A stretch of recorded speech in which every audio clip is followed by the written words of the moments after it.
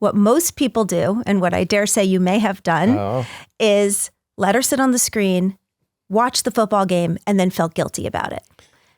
Or felt anything about it other than totally free. And now I got to make dinner. So, you can be on the screen more. Exactly. Right? Yeah. And so we make choices in our lives and we don't think about there being any hurt. This is why life is a choice between what hurts and what hurts worse. Because it hurts to let her be on the screen because society tells you not to have her on the screen, because you feel bad, because every parent feels like they should be constantly interacting with their kid. So it hurts to have her on the screen. But in that moment, it hurt worse to turn off the game, turn off the screen, and deny yourself that pleasurable experience of just like laying around and watching something and enjoying it. So you chose letting her be on the screen. But what most people suffer in is the fact that we make choices all the time. And instead of just saying, hey, listen, it's no big thing. Life is a choice between what hurts or what hurts worse. So yeah, this is going to hurt a little, but you know what? I can come into full alignment with it and have peace. That's radical acceptance. And so many people live in this sort of liminal, I don't know what, and steal their moments of presence and joy. It's kind of deep stuff. Well, yeah. Well, no. And so I'm trying to put it in that context because I feel like if I had just turned the game off and said, hey, let's spend some time together. Let's play a game together. Let's go on a walk. Let's go to the park. Let's be in the moment together. Like, I guess that would have hurt in the moment because I was missing the game. But then I guess my feeling is that later that night or 10 years from now or on my deathbed, I'm going to be, I'm glad we took that walk. And you will take that walk. Game. Yeah. You will take that walk many times. So the real stuff of life is forgiving yourself, truly, is forgiving yourself for the fact that the walk doesn't have to happen all the time. That on a particular Sunday, you are also important and you can enjoy the game. There we go. Yeah. I'm really, really big on centering in what is, instead of spending a lot of time with the BS of societal messaging and pressure that can lead us to live an entire life of just not really dipping into our experience. Because we're defending ourselves all the time to ourselves. Yeah, I have to give myself permission. Yes. For a lot of stuff. And I feel like, in this last year because it's been, I think, exactly a year that I got my own place, I was able to give my permission to do what I want to do. And it's been a whole journey of a year of trying to figure out again who I am, what I like to do. And in fact, if I do want to watch the 49er game, I can watch the 49er game. And not that was like the issue in my marriage, but it's like there's no one else, and especially on a weekend where I don't have my daughter, there's no one else I have to answer to about it. But now when I do have my daughter, I still have to answer to her, even though she's not, forcing. She's like, great, I can be on the screen.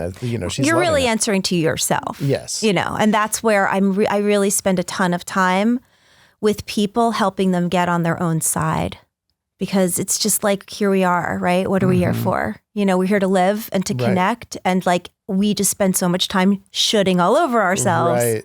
Well, but if I'm on my own side, then how am I going to spend most of my time doing negative self-talk, which is apparently what I like to do. So, so I think, like, I don't know, man. I feel you. My original training is as a psychotherapist, but I work in the world of neuroscience and of the science behind why we are chronically ill. That's like essentially, it's mind-body medicine. And through the lens of evolutionary biology, we are programmed to remember the negative, so we don't get hurt again, whether physically or emotionally. And we're programmed actually to be really hard on ourselves because we are like trying to survive this thing called life. So that's like an evolutionary programming? Yeah, to be hard on yourself? It's in a more complicated way. So the most basic evolutionary programming is literally to remember the bad things that happen to us more than the good things, which is why... The stove is hot, I'm not going to tell you. Exactly. Literally, exactly. Yeah. Whereas like you have 100,000 happy memories that you like truly have forgotten, which is sad, but that's just the way it is. Whereas like that day you stepped on the bee in camp and when you were 8, you will never forget that because your foot blew up like a balloon and now you are going to be careful when you walk in the grass. I don't walk barefoot on grass anymore. That is a personal story as well. Yeah, right. So the point is that more complex self-criticism is sort of the evolution of that negativity bias, which is like constantly going to look for places where I screwed it up because it's embarrassing, because I haven't maybe gone as far in life as I wanted because I did this, and this. But it's really taken too far. That kind of self-criticism and shame really has a shelf life.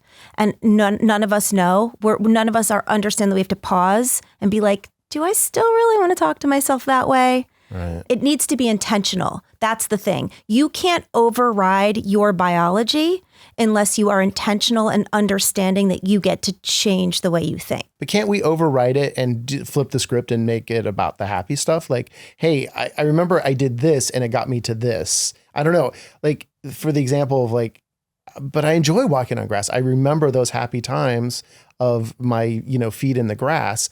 Like, is there a way to not always think about the bee, or to at least put the bee in its proper place and be like, most of the time it's not going to happen. So I'm not going to worry about it. Being mindful. Reward, I have a friend who only walks on the beach with like those little booties that look like she's going to go scuba diving, but she's not because she has stepped on a bee on the beach. I thought that was the weirdest thing. Right. Now I do a lot of walking on the beach, like between Santa Monica, Venice area. There are tons of live bees on the beach. This is a wild thing that I did not know was the case until my friend told me. And I have stepped on a bee on the beach once. Okay. I still walk barefoot on the beach. I just have awareness. Right. And so it's really always a choice. It's a choice like, how do I want to live?